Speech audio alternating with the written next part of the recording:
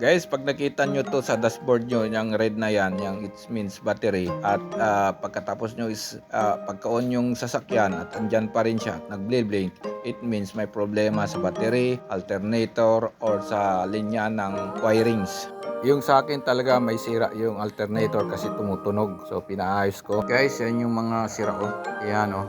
Napudpud na sila oh. Guys, di na ako bumili ng bago kundi ang recommendation ng alternator specialist is meron silang extra na sira din mga alternator kaya ipalit na lang. Yan na yung luma at bago oh. Galing sa sira din na alternator, pinagpalit na. Yan ang luma. Kinabit na. Ilagay na yung mga tornilyo na yan. Lagay sa sasakyan. Yan o. Then i-testing natin kung nagkakarga na siya. Guys, ganyan yung battery nito.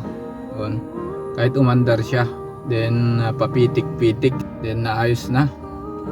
Kahit paandarin mo siya, nawawala na. Pero nung hindi pa naayos, ano to, andyan pa rin yan. Naayos namin.